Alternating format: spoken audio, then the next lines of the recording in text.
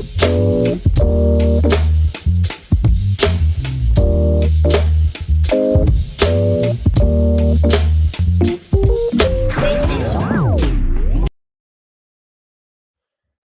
going on, everybody? Welcome back to PlayStation Generation episode 87, 80? Yeah, 87. My name is Matt, and I'll be your host for today's events. I'm joined, as always, by the Buckley's boy himself, Mr. Denny Rukun. What's up, Denny? What's going on, Matt? How are you? I'm doing okay, man. How are you doing? I'm tired. Look, we're both Canadians, and Canadians love talking about the weather. So we're not going to do that. We're gonna blow right past that today because the weather here sucks. Yep. And that's it. So I have nothing to talk about because all my complaints are about the weather today. I feel that, my dude. Apparently, we picked the perfect time to abscond out of the northern frigid north there, because from what all I hear is that it is a mountain of snow and ice, and I'm happy that I don't have to deal with that right now. Shout out Rice Boy. He's not with us this week because he is a little bit sick, but he'll be rip roaring back in no time next week. Before we get into the normal rigmarole of the show, Denny, I gotta pop off for a sec. Okay, pop off. There's a lot of shit going on in the States right now. There's some pretty fucking awful shit being done by grown babies dressed up like fucking, in masks for whatever reason. Now masks are fine, but a few years ago, these same fucking morons were complaining about the need for masks. They're killing people. They are taking people and ripping people out of their homes, and they are doing a bunch of truly heinous, awful shit, all because of a supreme leader in Donald fucking Trump, who is tearing families apart and literally killing peaceful protesters in the fucking streets. Here's what I want to say to that. Fuck ICE, fuck Trump, and fuck anybody who would either think about standing with them. This shit is truly awful, and even though we're a PlayStation podcast, it is our responsibility, just as it is anyone's, to speak up against shit that goes wrong and shit that shouldn't be happening in our fucking world. Yes, we're Canadians, but guess what? Everything that happens in America affects us too, and vice versa.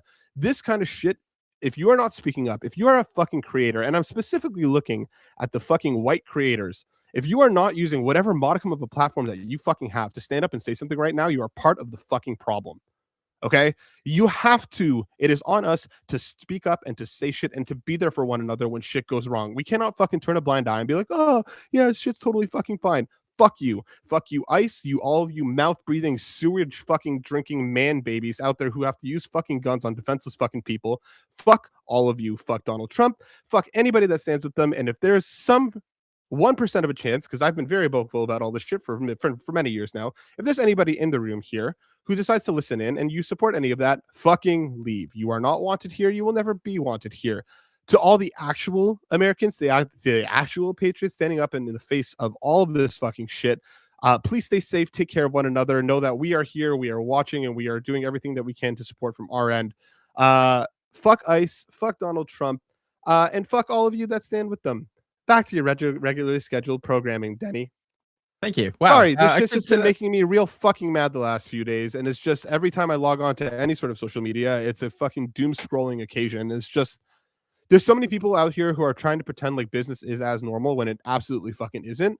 And I don't care I would rather fade into obscurity than ever be known, than ever have anyone be confused about where the fuck I stand, because we lose out because we're, supporting one another in a time where that's all we can and have to do. So, yeah.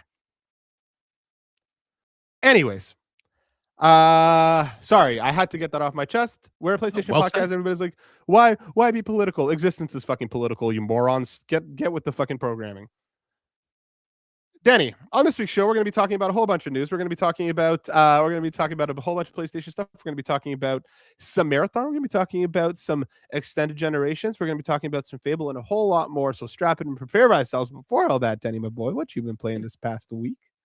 Okay, first of all, I just wish you had told us to prepare ourselves and strap in for a show of a lifetime before you went off, because I thought that would have been really appropriate. So, yeah, my bad. That's all. It's all good. It's all good. Well said, well spoken. Everything you said, I mirror and resonate. So very cool. What have I been playing? I have been clearing my backlog. And so I've gone back to some of the old Final Fantasy games that I haven't finished, specifically Final Fantasy 12, the Zodiac Age. And I'm Mm, happy to say, like, as of this afternoon, I am at the final dungeon for it. dude, So that Final yeah, Fantasy 12 is always one that I've never played it because I've heard it's a very different experience in terms of the way that it functions and the way that it plays, but it's always one that I've like kind of had half an eye on. Maybe you've just convinced me to give it a proper whirl. I would say definitely give it a proper world because it is an interesting mix of turn-based and real-time RPG. So kind of there is no transition into a battle screen. You're still turn-based because every action has a casting time. Um, and you'll cue your actions, but it's an interesting play on kind of like the gambit system is very interesting because of just how you set up all of your conditions for your other party members. So you're essentially able to you can get really creative and autopilot this whole game if you want to, or you can really take your time with it and invest in every character. But I would definitely say if you do play with it, take some time to familiarize yourself with the Gambit system. And you're playing the Zodiac Age if you're getting the PS4 version, which is a refined version from the original PS2 version. And you'll have a good time. It's different. Just go in not expecting to play a regular Final Fantasy game. Yeah, that's always what I've heard. I've like almost bought it, I think like 7 times, specifically the Zodiac Age, being like, "Will I like this? Maybe I'll like this. I think I might like this." You might like it. But I feel like it's one of those things that like you really have to kind of sit and commit to because I feel like any time spent away from it is like, weakening the muscles and it's like a Souls like in that way, I feel. Where like I from what I've heard at least, the systems can get so complex that like you really have to be in it. Yeah. So that was kind of me. Like I had to the first time I played it, I almost played it to completion and kind of stopped because I wanted to do the side quests and everything. And then at that time I didn't have PS Plus, so I didn't have the cloud save.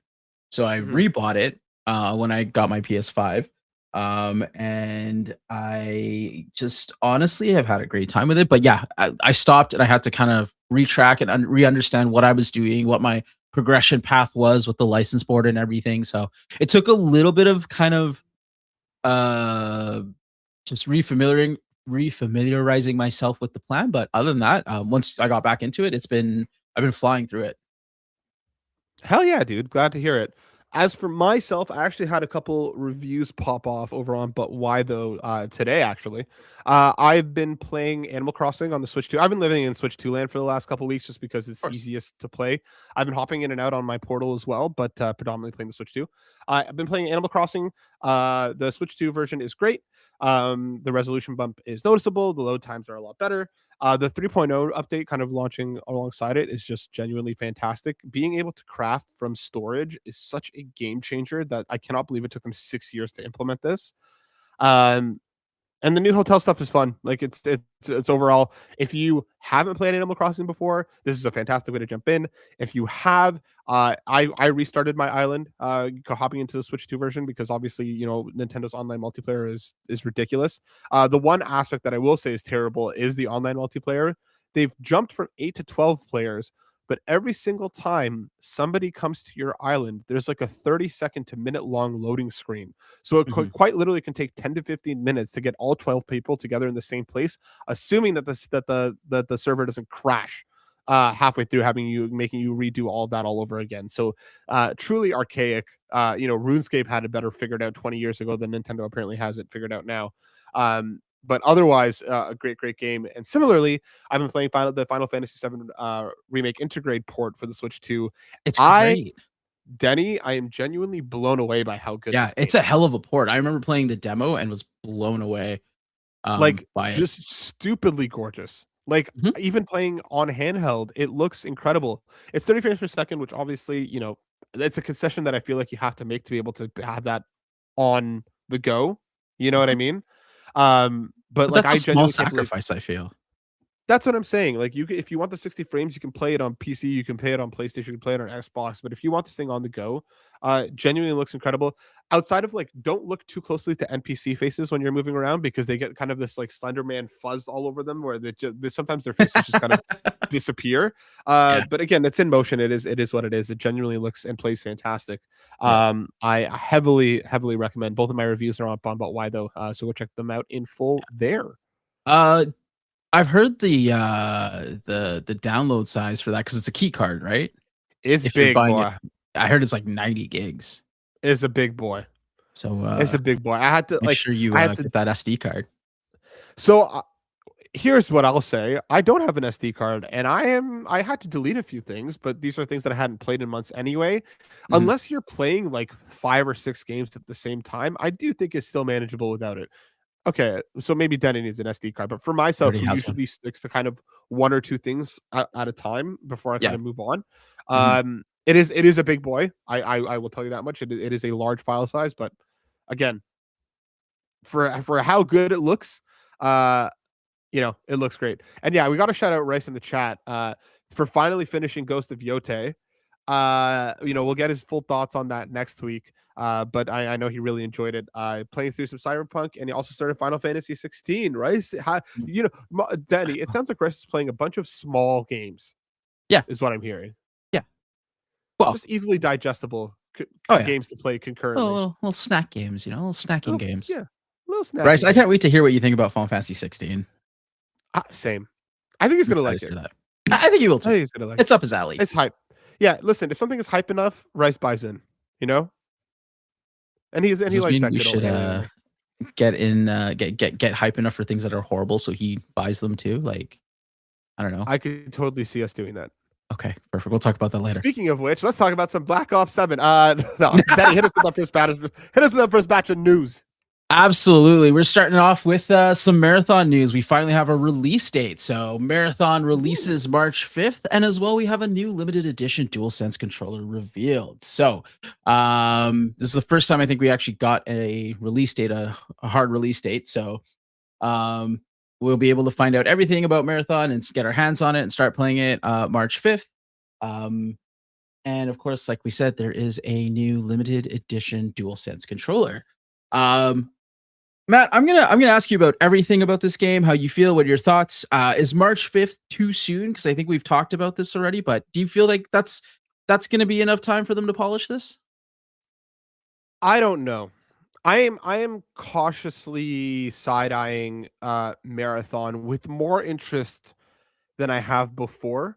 After spending some time with Arc Raiders, I am more curious about Marathon than I was previously.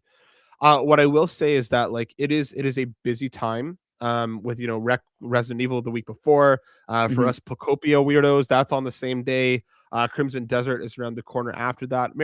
March 5th seems like a safe kind of slot, but at the same time, we don't really have too much going on in April and May. Like, yes, we have Saros at the end of April, but I feel like pushing this towards the end of the month, beginning of April, would have been a better spot for it to land, and also giving them more time to kind of figure things out.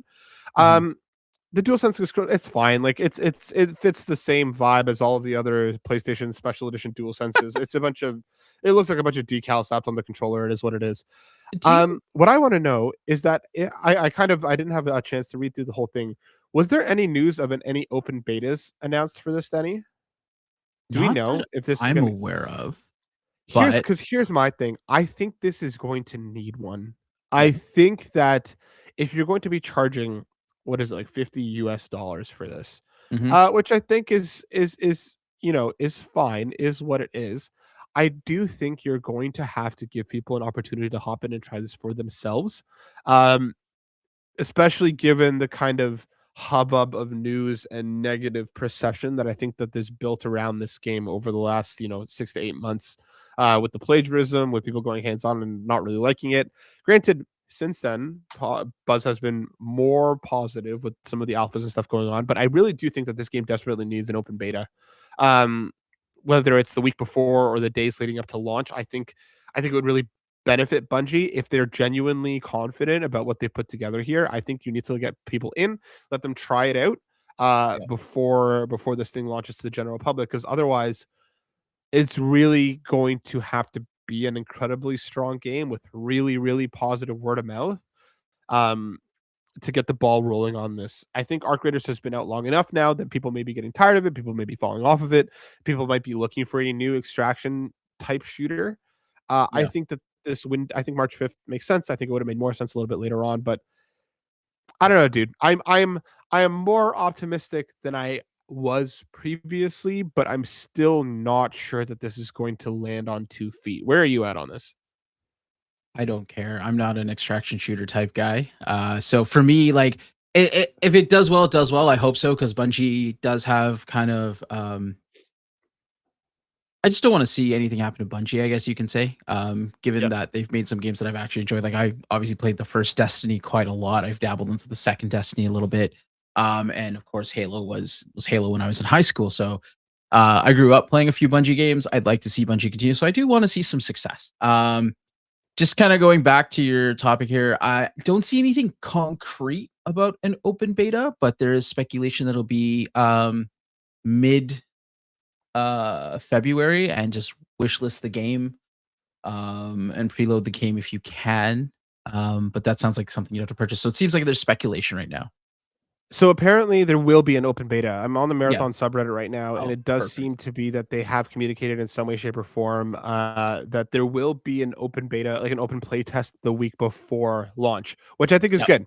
I think if they're confident about it, I think that this is the time to kind of double down. I see Jacob in the chat. Jacob, okay. I'm wondering if the $40 price tag will be too much of a barrier long term. If it doesn't hit at launch, it could be tough to recover down the road. I think what we've seen in the last number of months is that launch isn't as important as it used to be. What matters more, unfortunately, is streamers and word of mouth. Yep. If you have a couple people who latch onto this game very publicly, that sometimes is all it takes to like to kind of light that fire and bring people in, whether it's at launch or whether it's months after the fact. If there is somebody playing this in a very public way and people resonate with that, then this thing will sell. I think $40 is is the kind of maximum that you could have priced this at. I think it'll ultimately depend on the game's quality and how people kind of resonate with it. I think if they're smart, they're going to, send codes out left, right, and center to creators, to press, to influencers. Like, get this thing out in front of as many people as possible and help spread the Mhm. word. If it's good, obviously, giant asterisk.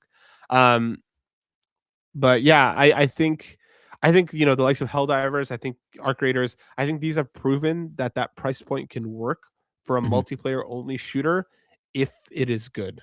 Yep. Yep.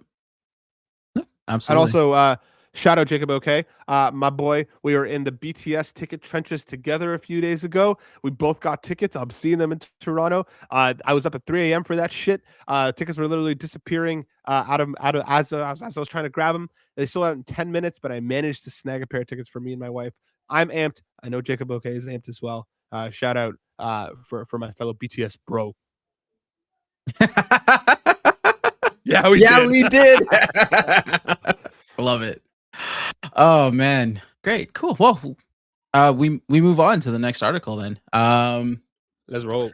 Excellent. So this one comes from Console Creatures. Shout out to Dennis for writing it. So the PS5 Big D. generation might be extended as Japanese industry analyst predicts PS6 launch will be delayed longer than many expected.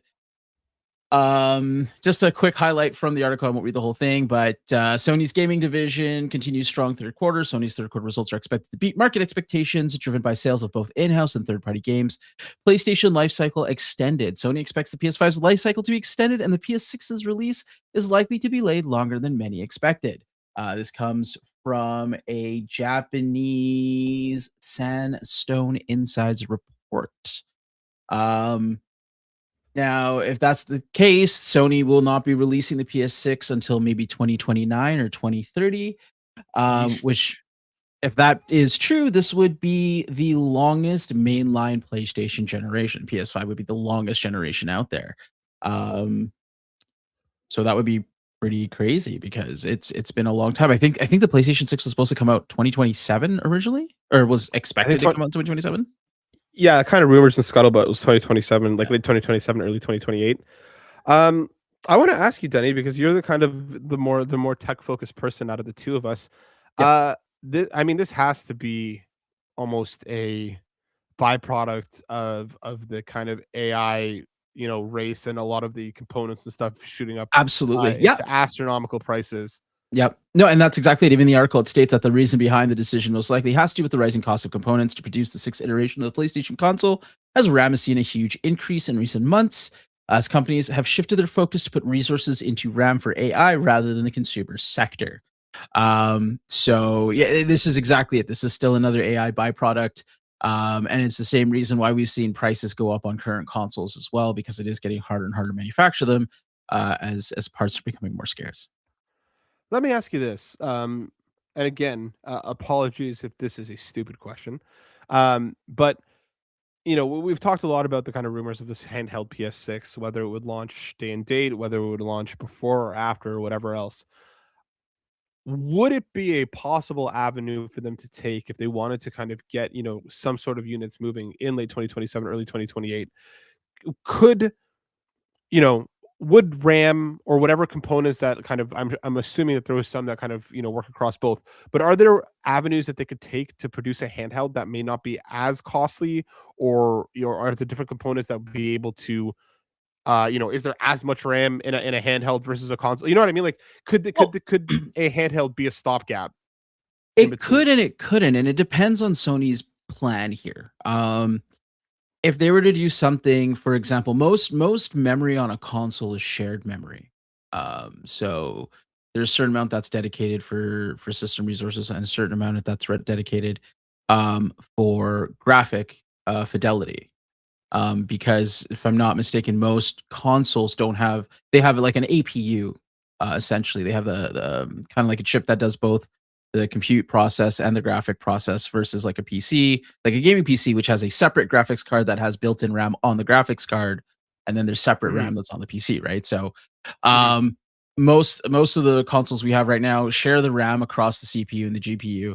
And if you would want to have, it almost becomes kind of like the whole Xbox Series S versus Xbox Series X type of idea. So if you want a console that comes out, if the handheld is going to have a lower resolution, and maybe have stripe like kind of peeled back features, yeah, you could essentially pull out a handheld with a stopgap, but it might also be a bare bones stopgap.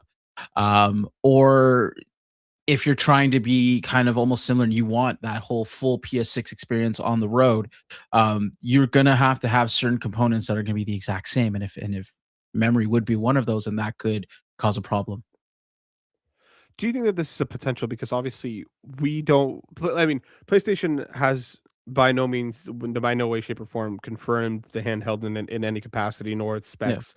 Do you think if you're PlayStation looking at the kind of current landscape and the forecast for the next few years, excuse me, do you retool the handheld? Do you make it weaker, or do you perhaps look for alternative solutions to this problem? Or do you think they kind of double down and wait to put it out when it's maybe closer to parity to whatever PS6 could possibly be, in handheld form? If I was Sony, I'd double down. Because the last thing I would want to do is kind of almost make my PS6, in my mind, if I was to make a PS6 handheld, it all, and we're having these kind of issues right now, it'd almost be like a Portal 2, right?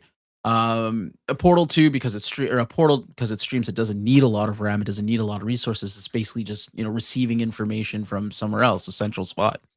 Right. Um, so the last thing I'd want to do is put out like, because I feel like if I was to do that, if I was Sony, it'd be like we put out something to make everybody happy, but then the upgrade path later is, do you move on to a more powerful handheld and another powerful console, or do you jump straight to powerful console? And then what do you do with that initial handheld? So I would definitely double down because I would want kind of like that seamless experience. One thing I've been So doing a lot lately has been playing on my portal, and that's how I've been playing mhm, Final Fantasy 12. And mhm. that is something that has been kind of a very seamless experience because I will connect to my PS5, I will play, and I still have that same it's exact same feels if I was sitting in front of my TV and playing on my PS5, or if I'm playing on my Portal, right? And I think you'd want that with your PS6 and your PS6 Go, if you want to call it that, um, and have it that way. And just, I feel like the experience is what would drive your hardware right now. So then maybe the path forward is a double down on the portal in the kind of short term, right? I mean, Yeah, if you maybe go to work on your online infrastructure a little bit more, and it already is very, very good, at least in my experience. Work on that a little bit more. Maybe put out more special editions of the portal. Maybe drive those sales in a way that again, you're not really as worried about, and again, because of how good premium is, Mhm. and then the kind of the cloud streaming is there. Maybe that's the road forward. And again, I don't know if I saw this on the news doc or not, but there's a lot of rumors as well about the PS5 Pro getting an updated PSSR somewhere between now and the end of March is kind of what rumors are saying. Yeah, That I it's saw really, that. I read that. But yeah. I don't the source that I found it from, I was kinda like, "Eh, this is a little." I didn't know if it was a Yeah, I don't. reputable source, so This isn't the first time we've heard of it. And I think Mark Cerny has spoken to it to some respect a little while ago. Um, I mean, maybe that drives the maybe that makes the PS5 Pro even better as well. You know what I mean? If PSSR is going to be able to really, and from by all accounts and by all rumors and hearsay, this PSSR upgrade is substantial. Apparently, it Mhm, is going to be a big buff. mhm. Maybe that's the way to go. Maybe the PS5 Pro was not as stupid of an investment on day one as I kind of felt that it may have been. But I guess we'll see, my friend. We'll see. Let's see what happens at the end of March. Let's see. All right, moving on. So, next story. This one's kind of a bummer, but we're gonna share it. Ubisoft cancels 6 projects, including the Prince of Persia: Sands of Time remake, closes 2 studios, and confirms further layoffs and major company restructure. So Ubisoft has announced a sweeping company restructure that will result in the cancellation of 6 games, including its Prince of Persia: Sands of Time remake, and a delay to further 7 titles. 2 Ubisoft studios will be closed completely as a result of the changes, while others are subject to further layoffs. So 6 games have been scrapped. 3 of the canceled games were new IPs. One was a mobile game. And Ubisoft has announced that their core objective or their core focus moving forward will be open world games and live services. 7 titles, I believe, were also delayed. I don't know if I repeated that. Um, and if I'm not mistaken, they've also gone ahead and kind of restructured all their studios into 5 creative houses that are specializing in certain games. So, with that being said, Matt, how do you feel about that? Do you think Ubisoft is doing the right thing? This sucks ass, dude. Yeah. This has to be a massive byproduct of their whole Saudi money arrangement bullshit that they were doing. Um, it sucks because I was genuinely excited about the Prince of Persia remake. Hmm. I hope at the very least we get a collection. Give me those 3 Prince of Persia games together. Let me at least buy that because I was stoked. I love the original Prince of Persia. I original being the GameCube one, not the NES, SNES one, whatever. Or the Sands of Time, Um, right? yeah, I love the Sands of Time. I love that kind of modern quote unquote era of Prince of Persia. So I'm sad to see that go. It's hard to feel as upset about the rest of the cancellations just because we never really knew what they were.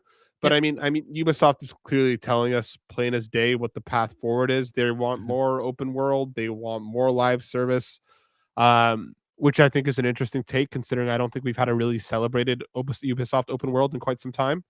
What? Skull and Uh, Bones didn't do it for you? Unfortunately not. The that quadruple A experience was something that really didn't connect with me apparently. Yeah. Again, Shadows was solid, but I feel like we've kind of had a very formulaic Ubisoft with their open worlds. Unless they're planning on reinventing or changing the formula up a little bit, I don't really know what there is to look forward to from them anymore. And that sucks because so much of what Ubisoft does, I mean, even like the Ubisoft originals and stuff, I feel like that's all dead. And like you mentioned, there's I'm sure there's going to be mass layoffs again, more people losing their jobs as they kind of restructure and fuck with the formula here. But yeah, dude, I think this sucks. Any especially the new IP stuff, I'd be curious to see what that would have been. Um, you know, Yeah. just more people losing their livelihoods at the hands of executives who don't know what the fuck they're doing. But talk to me, Denny. No, I agree. I think this is a horrible idea. I'm not happy about it. I don't really play a lot of Ubisoft games because I don't care for them. The last, like, I was looking forward to a Prince of Persia game. I was looking forward to the new Assassin's Creed game, but other than that, like, I mean, I don't really play games like The Crew or Riders Republic or anything. So, um, For me, it's a wait and see. Let's see if it does good for them, and if they're willing to go back and maybe revisit some of these canceled titles when they see that some of the stuff that they're putting out there and isn't working well, and that people don't. I don't know. I don't feel like people care for as many live service games as they used to, but that could just be me. But yeah, I don't know. I think it sucks, and people losing jobs is never good. So all around, just bad news. Yep. Indeed. We move on though. To an article here that was posted over or shared to us by Rice. Hey Rice. Microsoft is launching a free Xbox Cloud gaming service with a catch. This comes over from Trusted Reviews.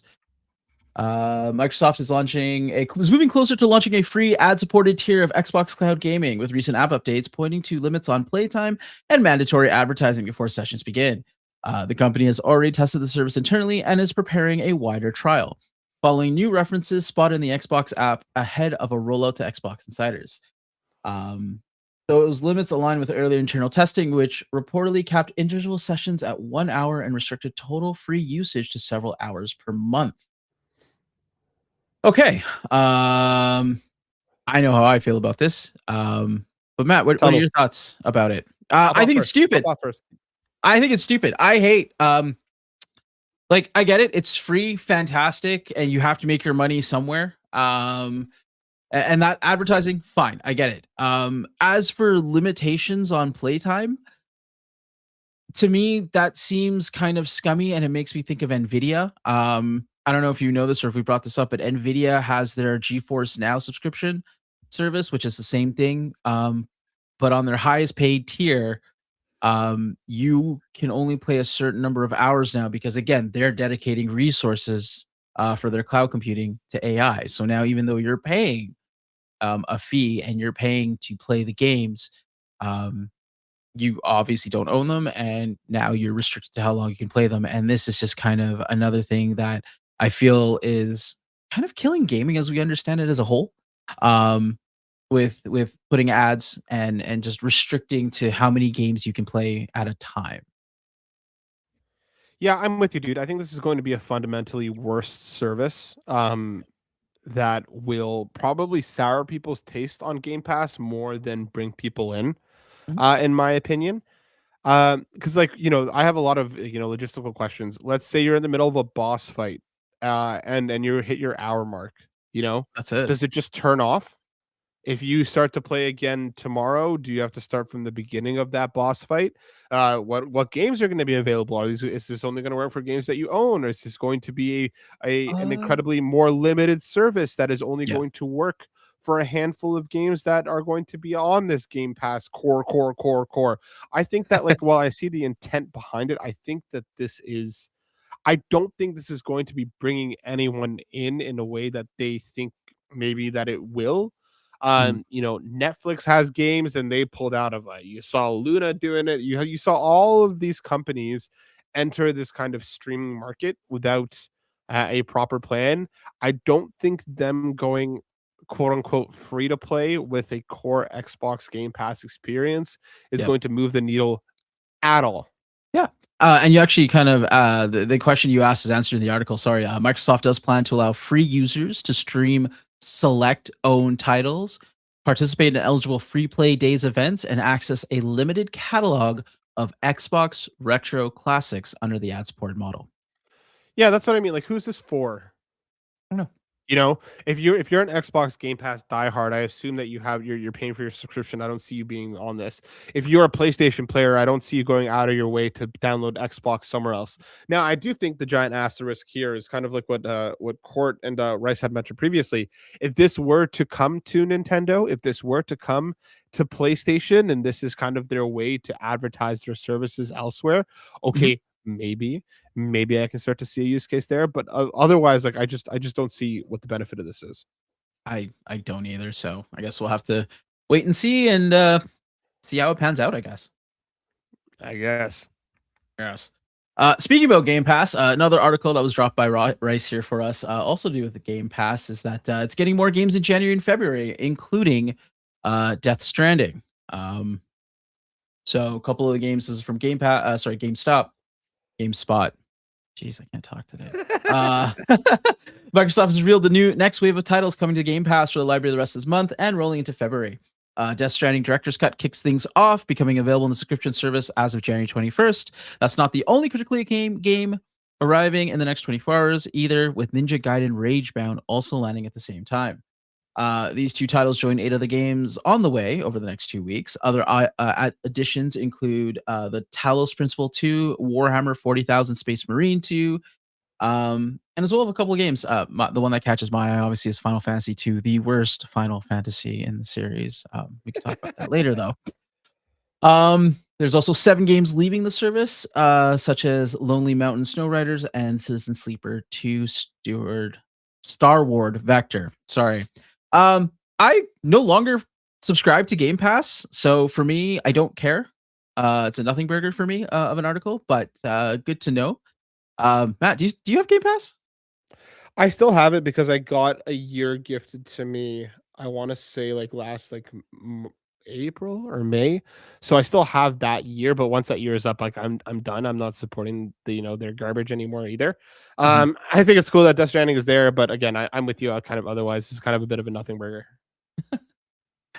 Yeah. You know what though, it's good. I guess more games for everyone to play, but yeah. Yeah, I mean, again, it's cool that to see these kind of PlayStation IP proliferate across other consoles.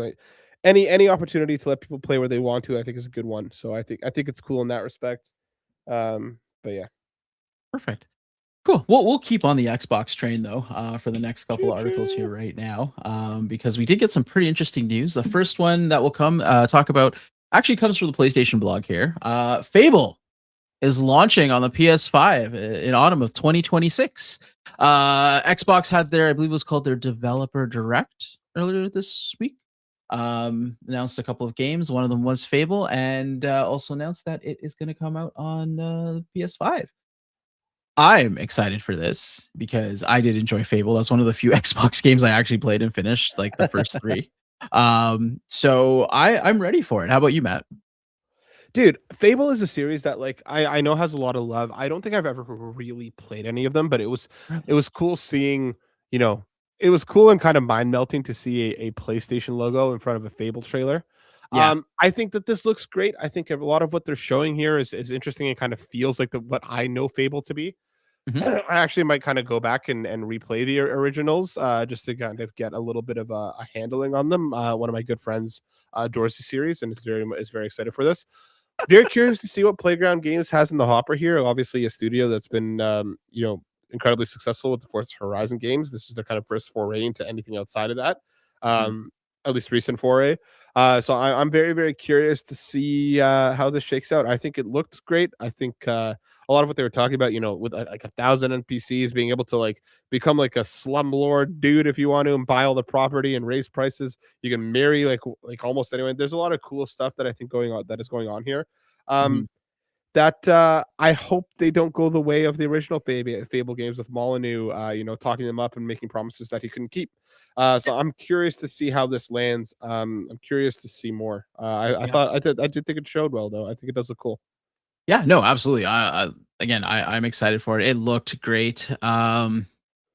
Jacob OK mentions, I hope they're able to take advantage of the dual sense features for Fable and Forza. Yeah, no, absolutely. I think Mm-hmm. that would be great. Mm-hmm. It's interesting. We didn't bring it up because I don't think we have an article for it, but they also announced Forza Horizon 6, and that is going to drop later on PS5 after it comes out on Xbox. And it's interesting. Side note, it's interesting that Fable is same day on both consoles, but Forza's not. I Um, do wonder how much of that is just Forza is further along, so they kind of had.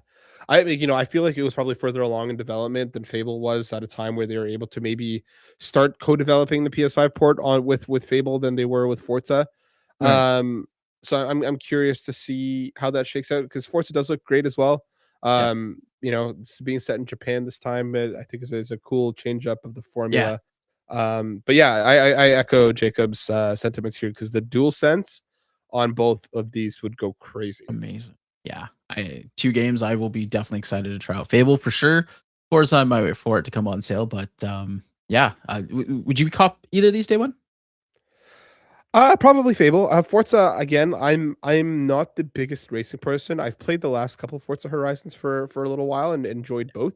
But I don't know if I go out of my way to hop in on it day one. But again, I am a victim of hype. So if this thing reviews crazy well, I don't never trust me. I could very well buy these both day one. Just be a PS5 all over again. Yep. Uh, yeah, absolutely. Other games that have been announced as well. Kiln, an online multiplayer pottery party brawler. That's also coming out to the PS5 in 2026. Now, I know nothing about this game. Um, so for a game to call itself a pottery party brawler, a lot of questions for me. Do you know anything about this game, Matt? So I haven't really run that trailer. Let's take a look at it as we talk here. I've seen a lot of like positive stuff about this game. People seem excited. I will preface this by saying I am not the biggest Double Fine fan. Mhm. Their kind of brand of weird doesn't always resonate with me, and I understand that I'm in the minority of that. I understand that a lot of their games are very celebrated. Like I tried to get into Psychonauts, couldn't do it. A lot of the other stuff just Keeper looks pretty, but I'm not interested. Yeah. So I'm curious to see what a multiplayer game looks like from them. Like I think this looks cool, but I think I'd probably have to actually play it to really resonate with it in any direction. Yeah. Uh I don't know. I'm a wait and see on this one. I do think it looks creative. I think it looks unique. I think it looks cool, but uh I'm not really like itching to hop in at this point. Yeah, I'm the same. I'm watching this trailer here right now for the first time with yeah here and I don't get it. Like are we making pottery? Are we the pottery? I think I you don't know. make and then are the pottery maybe. Okay. So be the pot. Got it. I'm Um just not this kind of brand of creative, you know what I mean? I would yeah, make like yeah. a fucking ball or a cube every time because like I would get very over the creative aspect of this. I'm not that kind of person. Yeah.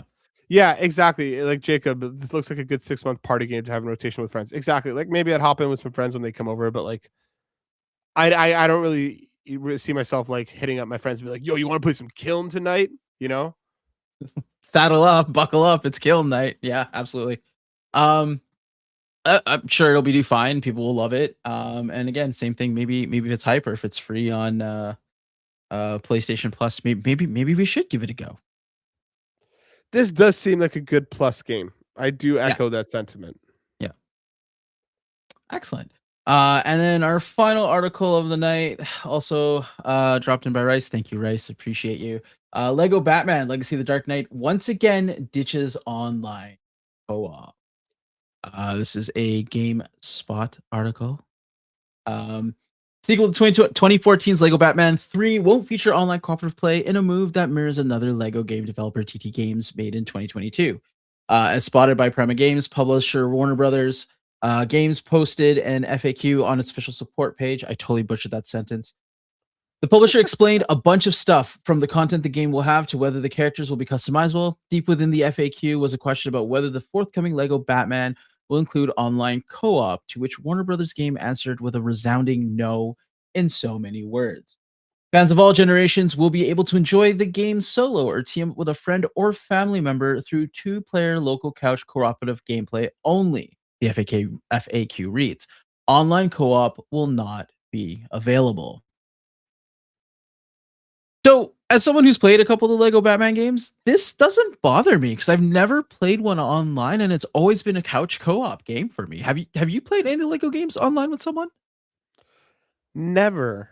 I'm with you. This any Lego games have always been a couch co-op experience for me.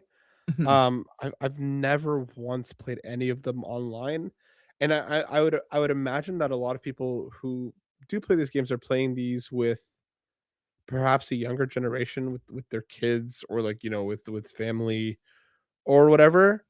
Um, but yeah, like I can't see them justifying the amount of people who would use this feature for paying for server costs and so on and so forth and keeping up the online infrastructure. Yeah. I'm happy the local co-op is there. I'd be more Mhm. pressed if that was gone. Online, I don't know. I don't really know anybody who's played any of these games online. Sound off in the comments if you have. I would love to be proven wrong. Yeah. But I don't know anybody has played any of these online. Right. And that's the interesting thing because like I'm also like I said, sitting here racking my brain, like who would want to play this game online? I think you said it best right now that a lot of these games, like um, would be played with a younger generation. Like I remember playing like with my younger siblings playing what is it, Lego Avengers or whatever, Lego Marvel, whatever it's called, Yeah, yeah, Marvel yeah. Superheroes. Same. Same. But we played at couch co-op because there was, they're not going to pay for PS Plus. They've never had PS Plus because they're not, going to play online unsupervised. At that time, like now is a different story, but I can't think of it. I feel like this would be, Lego games in my mind are fun games to play with your kids, your younger brothers. It might be a cutesy kind of co-op game to play with a significant other, but then again, you'd probably be doing that side by side versus um over the internet. So, um, I don't know.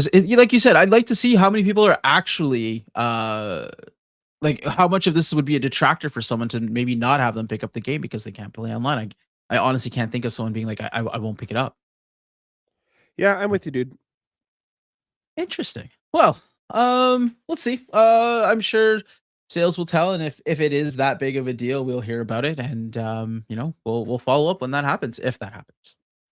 Moving Yes, on, we've sir. got some questions. Woo! So we'll just go ahead and fire those off. The first one comes from Black Wyber from our Discord. Shout out to Black Wyber. Hello, hello. We got so many bangers scheduled for release this year. But what about your backlog? I feel personally attacked. Are there any particular games you're hoping to play this year? Also, how do you select your games? Do you use a wheel/spreadsheet? Any other method? Take care and stay safe.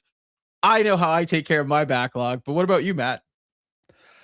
Yeah, no, I'm definitely still like I've been there's definitely some games on my backlog that I really want to continue to play or go back to. Like Last Defense Academy, the 100 line is the one that kind of sits in my brain that I keep like I have to go back. I have to go back to Octopath Traveler Zero. Like these are games that like I'm just like I Yeah. really want to go back to and play. But for me, it ultimately comes down to just what I'm in the mood for. I know the Yeah. wheel is popular. Shout out to Boy Prime for ripping that wheel. This guy has like a wheel of like No. hundreds of games on it that he spins whenever he wants to play something, and he plays whatever that is. I have to be in the mood to play a certain type of game. Otherwise, I just won't enjoy playing it.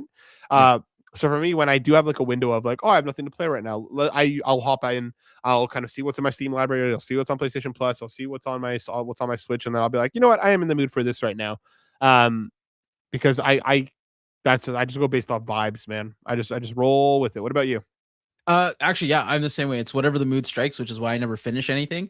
As for how do I select my games or what do I do to manage my backlog? I don't. I have my backlog is quite physical, so it's a big shelf. I've actually started trying to use howlongtobeat.com because you can Yes, I actually use it all the time create a too. Yeah. you can actually create the backlog in there and then see how long it takes to beat. And when you actually like progress through a game, so you can actually be like, oh yeah, I'm 60% done this game. So it's a great site if you haven't used it, howlongtobeat.com. Any particular games that I'm hoping to play this year?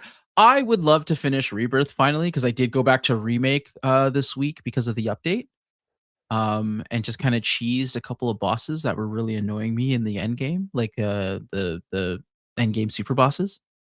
Yep. Um, so that game I can finally put to rest and completed it to a great level of satisfaction.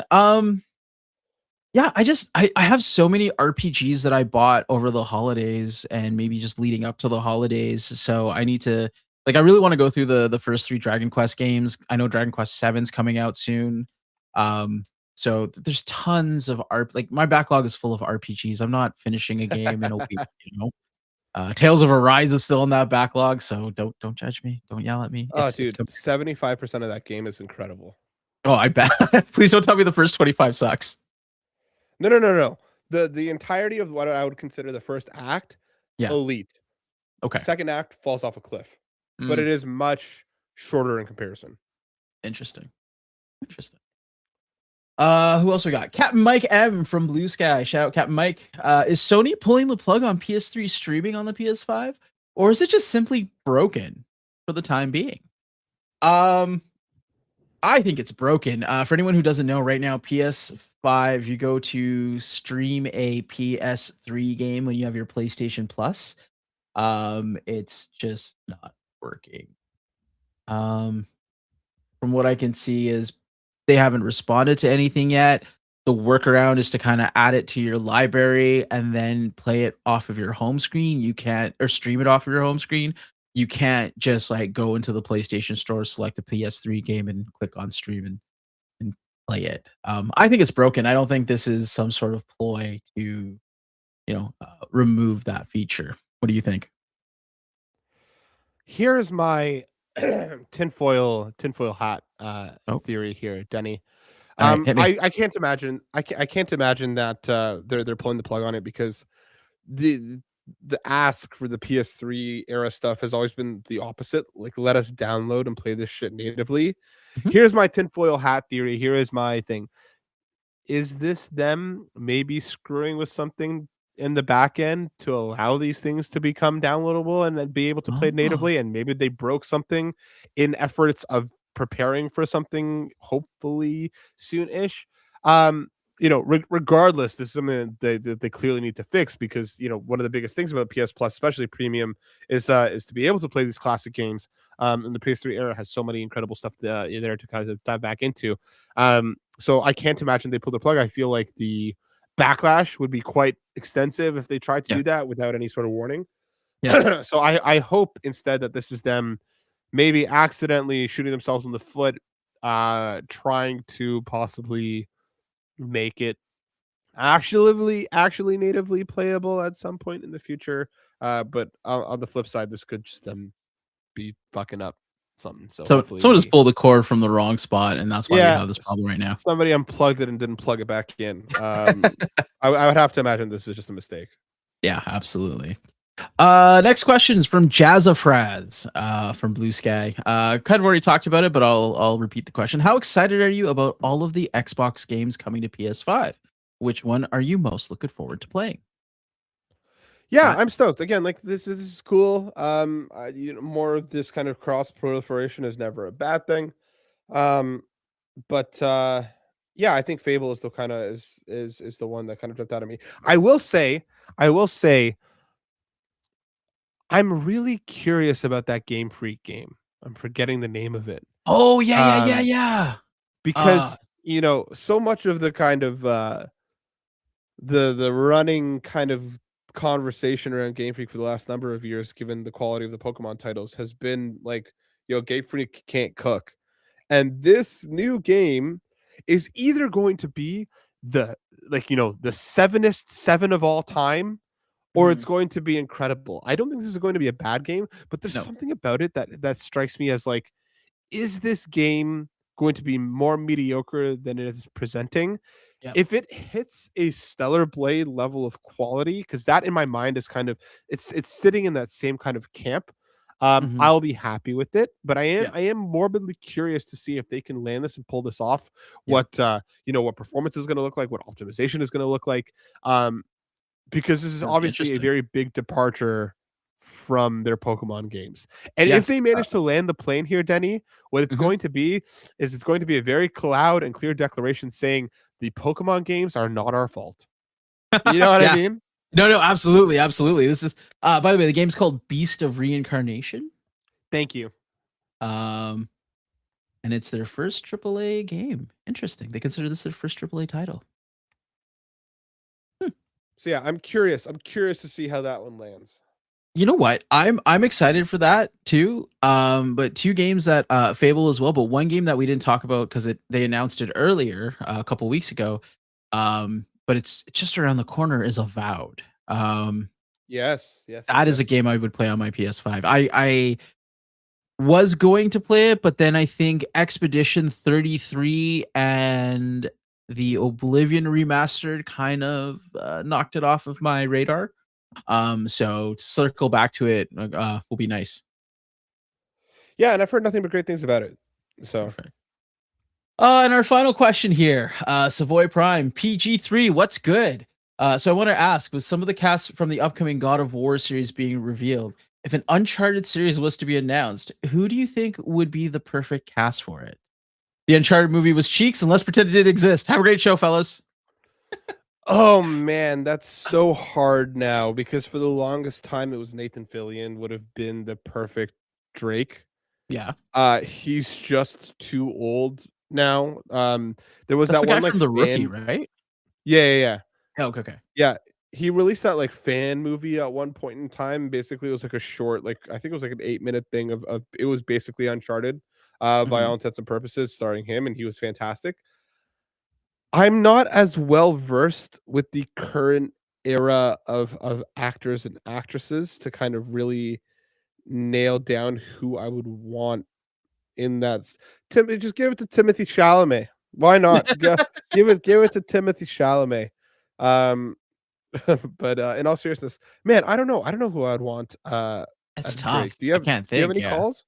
No, I'm thinking about it right now. And again, it's just like you. I'm not very I don't follow a lot of like actors and actress stuff. Like, I don't follow Hollywood to that point where I can even be like, oh yeah, this guy would be really good or that person really good. I have no idea.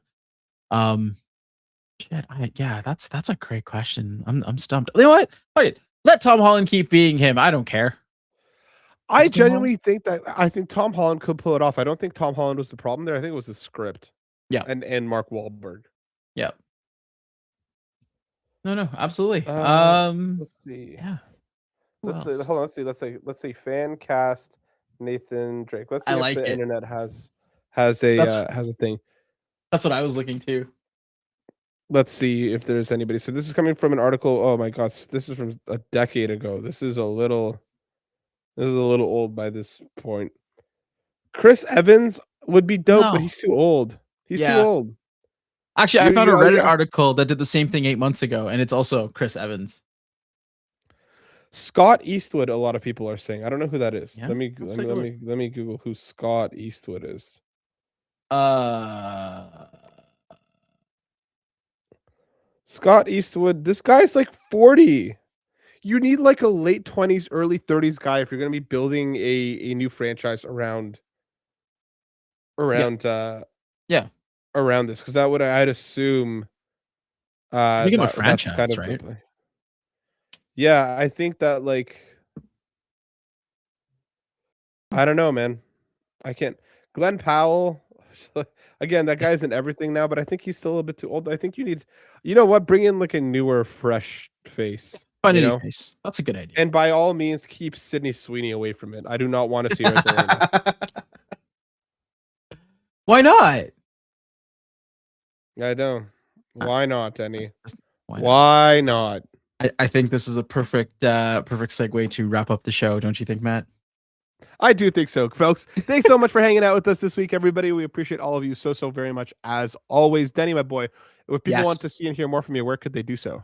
They can find me on Instagram mostly. I will come back to Twitch one of these days. I promise. I have games I need to finish and I need your help, internet, to cheer me on and laugh at me as I fail. Otherwise, all the other socials you can find me on are sprinkled along my thoughts. That made no sense, but that's fine. Linktree/Dinnerkin Gaming. That's where you can find me. Go find Denny in all the spots. You can find Rice over at his Linktree as well at Rice BOYYYTV. And of course, you can find myself here at Console Creatures and more of my writing over at butwhythough.net. Folks, thanks so much for tuning in. We appreciate all of you as always. Take care of one another. Stay safe out there, and we'll see you next week. Peace. See ya.